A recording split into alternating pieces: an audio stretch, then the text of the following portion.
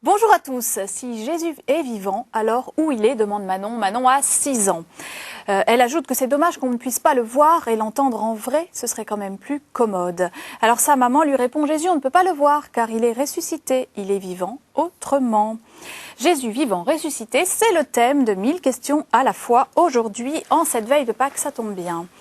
Et dans cette émission, nous allons donc essayer de répondre à la question de Manon avec mes invités. Bonjour Véronique. Bonjour Véronique. Comment ça va? Très très bien. Bon, bonjour Père Henri. Bonjour.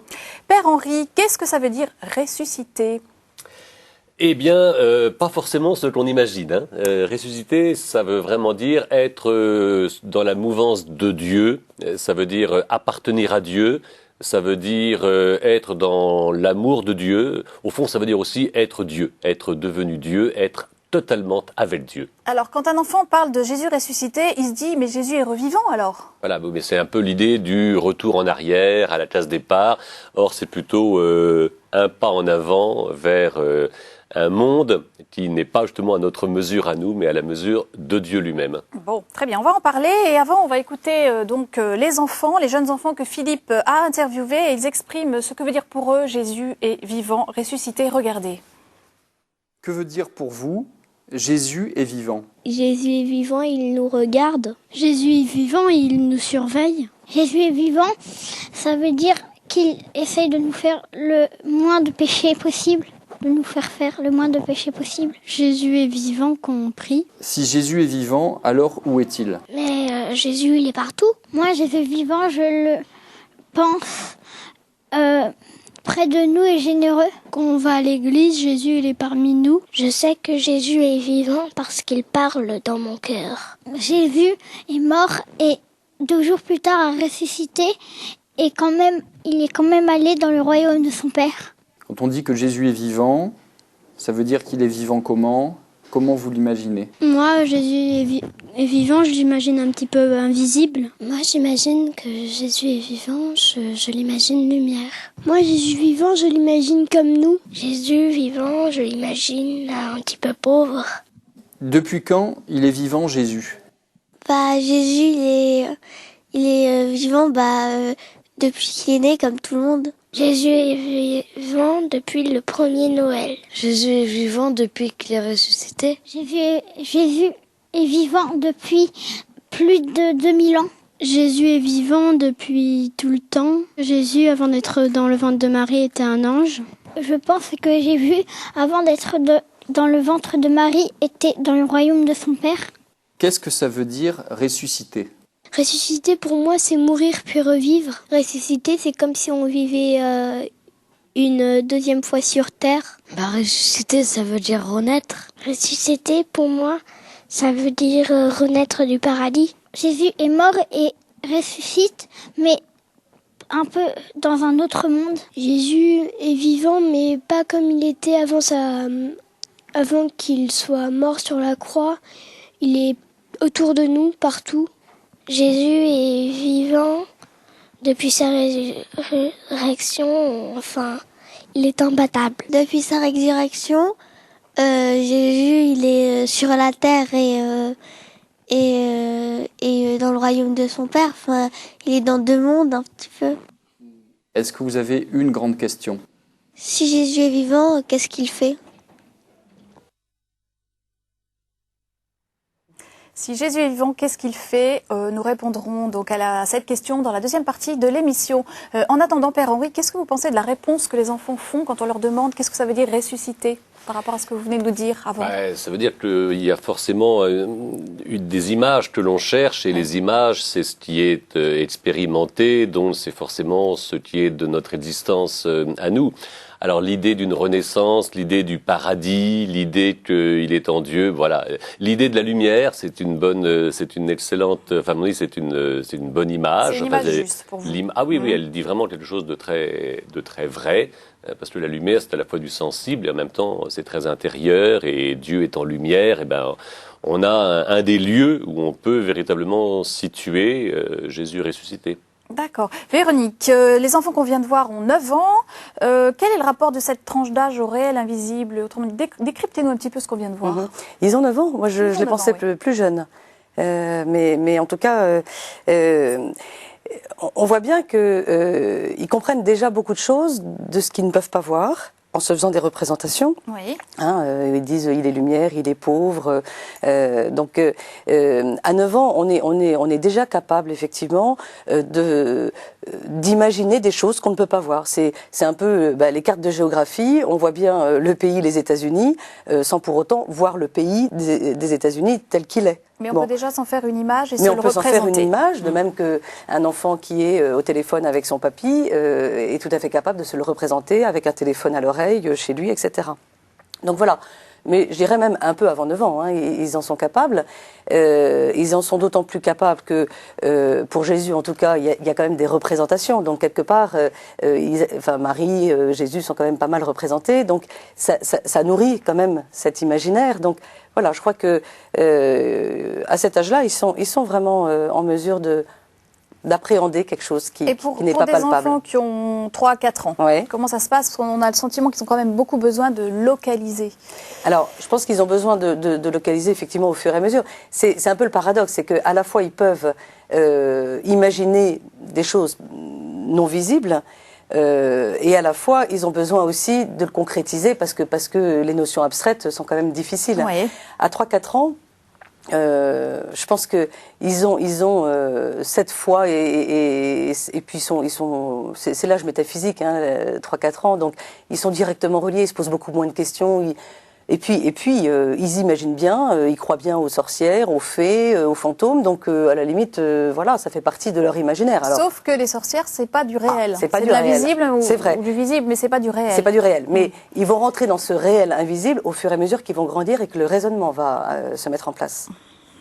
Père Henri, est-ce qu'on peut répondre à Manon qui dit si Jésus est vivant, alors où il est comme le suggère Jeanne dans le reportage, Jeanne qui dit Jésus il est partout. Oui, la question, elle est à déplacer. Oui. Dans la foi chrétienne, on va confesser, par exemple, que Jésus est au ciel. Vous voyez ? Oui. Mais le ciel, c'est une manière de localiser Dieu. Or, Dieu lui-même n'est pas localisable. C'est une manière de dire qu'il est auprès de Dieu. On a une autre image. Jésus est assis à la droite de Dieu. Et d'ailleurs, qu'est-ce qu'il fait? Puisque c'est une des questions des enfants. On le dit aussi dans le credo, il intercède pour nous. Je pense à la vision d'Étienne, Saint Étienne dans les Actes des Apôtres. Il voit le Fils de l'homme debout à la droite de Dieu. Et l'idée d'être debout, ça veut dire qu'il intercède. Vous voyez, donc il reste présent à notre histoire, mais il le fait justement du côté de Dieu. Alors moi, je m'imaginais, quand j'étais enfant, je ne sais pas si vous êtes comme moi, mais Jésus à la droite du Père, je me l'imaginais dans un fauteuil un peu plus petit que celui du Père, à droite. Il y a plusieurs images qui fonctionnent. Vous voyez. On dit il est assis à la droite de Dieu le Père Tout-Puissant. Alors il est assis, ça veut dire qu'il partage la condition divine. Maintenant, Étienne le voit debout.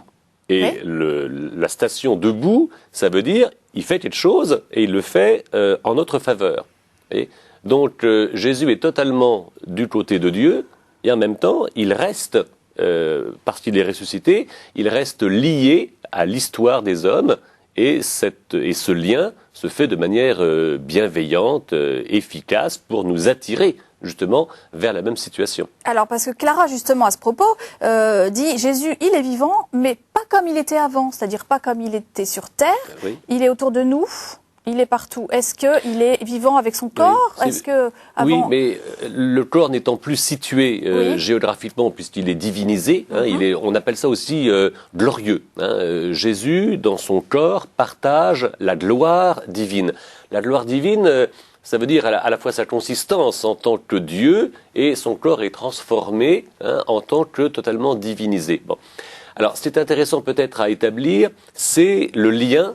C'est la relation qui nous unit à Jésus ressuscité plutôt que de vouloir le localiser. voyez. Et ce lien, il est vraiment en Dieu. Il est plutôt qualitatif, on va dire que géographique. En ce sens, on va dire que Jésus est en nous, que Jésus nous aime, que Jésus est ceci, cela, vous voyez, parce que justement, il est auprès de Dieu et que Dieu est en relation avec nous. L'idée d'une relation me paraît un élément, enfin, un élément important. Oui, Véronique, parce que souvent on répond en tant que parent, en tant que catéchiste à la question mais il est où Jésus Dieu et on dit il est dans ton cœur. D'un point de vue psychologique, qu'est-ce que ça signifie le cœur? Le cœur, c'est ce qui est le plus intime à nous-mêmes. C'est vraiment ce qu'il y a de plus profond. C'est le lieu d'amour. C'est là où il y a notre capacité à aimer. Donc c'est pas faux de dire qu'il est dans notre cœur, puisque c'est vraiment la source de l'amour. Donc ça vous paraît une expression adaptée, ça, ou pas? Oui. Imparfaite. Oui, imparfaite, mais alors, pas mal quand même. Pour ne pas réduire Dieu. Pour ne pas réduire, alors moi je prendrais plutôt l'expression de saint Paul, qui justement, ayant rencontré Jésus ressuscité, dit ce n'est plus moi seul qui vis, c'est le Christ qui vit en moi. C'est-à-dire que Paul, chrétien, on va dire modèle, s'identifie, vous voyez, dit je, en pensant Jésus avec moi. Jésus et moi. Paul avec Jésus, Jésus avec Paul. Il y a vraiment une communion qui fait que Paul s'identifie pour toujours avec le Christ ressuscité. Oui, c'est un Christ avec nous. Mais Paul, en tant qu'adulte, était capable de comprendre le Jésus invisible. Qu'est-ce que vous en pensez? Comment un enfant, si Jésus, il est avec toi? Il peut pas être à ce stade-là. Voilà, alors il en est où l'enfant? Il en est justement à vouloir concrétiser un minimum les choses et de dire voilà qu'il est dans son cœur. C'est voilà dans ce lieu d'intériorité où il y a vraiment cet amour possible. Voilà, c'est bien imparfait, je suis complètement d'accord. Et à la fois, je trouve que c'est une très belle expression pour montrer que voilà, il habite ce qu'il y a de plus profond en nous. Mais est-ce qu'il y a le sentiment d'une sorte d'efficacité? C'est-à-dire que quand je vais décider, choisir, penser, je peux dire, tiens, avec Jésus, je pense, voilà, l'idée d'une association, d'une communion, d'une amitié. Parce que dans l'éducation, il est important justement d'éveiller l'enfant à cette intériorité, à pouvoir parler dans son cœur à Jésus. Donc c'est quelque chose qui est très, très intime à lui, mais pas exprimé comme saint Paul, en effet. D'accord, oui, mais c'est bien ce qui est visé. Hein, ce qui est visé, c'est ça. Alors, on peut peut-être employer plusieurs expressions pour ne pas réduire Dieu à l'enfermer dans le cœur. On peut dire aussi qu'il est dans le ciel. D'un point de vue biblique, le ciel, les cieux... C'est-à-dire qu'il est Dieu. Hein, c'est le Très-Haut, c'est l'infini, c'est ce qui va... c'est un symbolisme de hauteur qui nous met en route vers quelque chose de plus grand, de plus beau, d'infini, de Donc majestueux. à la fois, Dieu est plus grand que nous et en même temps, il est tout proche de nous. Voilà, il est cet infini et puis ce tout un avec nous, oui. D'accord. Il y a l'idée d'une abondance. L'idée de dire qu'il est très haut, vous voyez, ça veut dire que c'est très grand et qu'on cherche justement à vivre et à communier à une abondance qui qualifie Dieu et qui justement nous est communiquée. Ça, c'est un souci biblique qui est très fort. Où se trouve l'abondance qui va nous combler. Voilà. Or, un enfant, je crois qu'il veut être comblé, à la fois dans son ventre et dans ses idées, dans ses désirs. Eh ben, celui qui, le mieux, va le combler, c'est Jésus, c'est Dieu. Et comme Dieu est invisible, c'est Jésus qui est venu parmi nous, qui est le signe de cette abondance. Ça, je crois qu'on a quelque chose de très solide et de très concret en même temps. Alors, avant de poursuivre notre conversation, je vous propose de regarder un reportage biblique. C'est le récit de la résurrection en images. Regardez.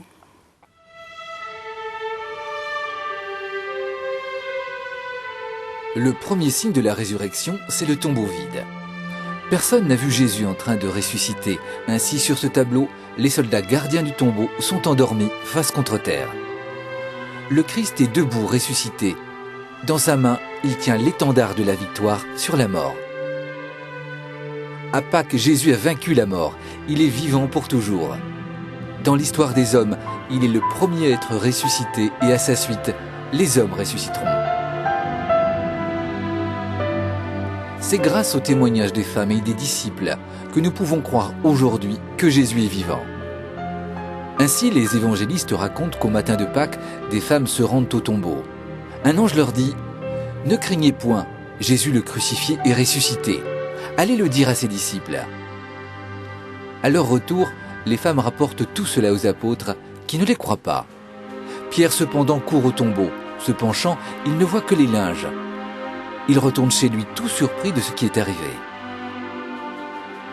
Ce même jour, sur la route d'Emmaüs, 2 disciples font route avec Jésus ressuscité. Mais leurs yeux sont aveuglés. Ils ne le reconnaissent pas.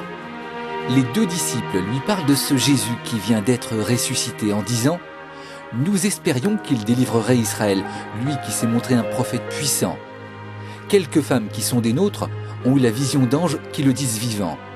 Mais quelques-uns sont allés au tombeau et ils ne l'ont pas vu. Jésus leur dit alors « Comme votre cœur est lent à croire », en partant de Moïse et de tous les prophètes, il leur explique les Écritures à la lumière de la résurrection. Comme le soir tombe, les disciples lui proposent de rester avec eux. À table, Jésus prend le pain, dit la bénédiction, le rompt, et leur donne comme il le fit le soir du jeudi saint. À ce geste, les yeux des disciples s'ouvrent et ils le reconnaissent. Mais Jésus disparaît à leur regard. Alors les disciples se disent l'un à l'autre « Notre cœur n'était-il pas tout brûlant au-dedans de nous quand il nous parlait en chemin et nous expliquait les Écritures ?» Aujourd'hui, Jésus ne se donne plus à voir devant nos yeux d'homme. Il est celui qui fait vivre en se donnant lui-même en nourriture et en mettant sa parole brûlante au-dedans des cœurs. Je vous rappelle que vous pouvez télécharger ce reportage sur le site internet de KTO, rubrique 1000 questions à la fois. Père Henri, les pèlerins d'Emmaüs sont les premiers à faire l'expérience de la présence de Jésus ressuscité. Est-ce que vous pouvez nous décrypter ce récit pour comprendre comment Jésus est vivant, présent avec nous ? Bien, ce récit fonctionne en 2 parties. Ouais. Dans la première partie, nous, quand nous lisons l'histoire, nous savons que c'est Jésus ressuscité qui est là, mais eux ne le savent pas. Exact. Oui. Et dans la deuxième partie, Jésus leur parle, mais nous, on ne sait pas ce qu'il leur dit. Et finalement, c'est eux qui ont l'avantage. Oui, au début, on se sent plus fort qu'eux, et puis après, c'est eux qui bénéficient de cette catéchèse. Et à cette catéchèse sur la Bible est associé le geste de la fraction du pain, qui est la même chose que la messe. Oui. Et donc, ça nous ouvre une voie pour reconnaître la présence réelle de Jésus-Christ, à la fois dans la liturgie de la parole, oui, le festin de la parole que nous décryptons, la parole de Dieu, et puis le geste de la fraction du pain, où il y a le signe efficace de la présence réelle du Christ parmi nous, qui nous nourrit, et qui nous fortifie, qui nous rend capable, au fond, de participer à sa victoire. Alors, donc Jésus est vivant présent, on peut répondre ça aux enfants dans sa parole et dans la communion eucharistique. Tout à fait, ce sont les signes principaux, voyez, où on est invité à distinguer et à jouir de sa présence. Oui. Comment comprendre que les pèlerins d'Emmaüs ne reconnaissent pas Jésus ?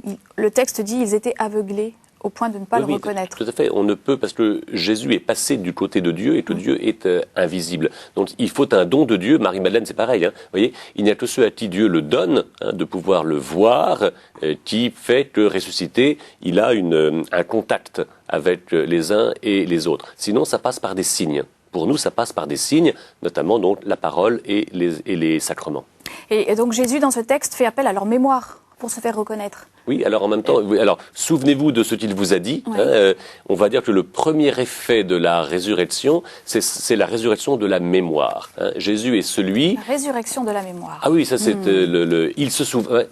Alors elles se souvinrent qu'il avait dit cela. Et c'est ce qui permet justement de faire le lien entre l'incarnation, le Jésus mortel, oui, et le Jésus immortel. Il est passé à un autre stade, mais c'est bien le même. Vous voyez, le même dans un état différent. Et ce qui fait que nous, ça nous entraîne dans une dynamique qui lui est semblable. Bon, c'est intéressant. Véronique, avant l'émission, vous me disiez que ce récit des pèlerins d'Emmaüs était une leçon de psychologie. Expliquez-nous ça. Une très belle leçon de psychologie. Dieu est le plus grand psychologue, peut-être. Absolument. Vous voulez dire. Absolument. Non, parce que voilà, ce récit nous montre que finalement, ces disciples étaient totalement repliés sur eux-mêmes, dans leur tristesse, dans leur chagrin, dans leur déception, etc. Et c'est cet état de mélancolie qui les empêchait de voir la réalité, qui les ont empêchés de reconnaître Jésus.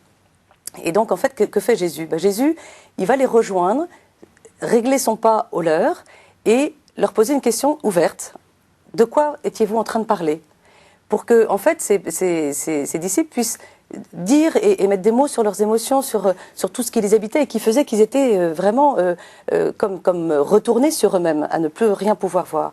Et parce qu'ils vont pouvoir se sentir écoutés, rejoints, compris, Jésus va pouvoir les enseigner à partir de Moïse, en passant par tous les prophètes. Et à ce moment-là, tout ce qui avait été déposé en eux, tout ce qu'ils avaient en eux, va pouvoir ressurgir et donner du sens. Et du coup, leur intelligence va s'ouvrir.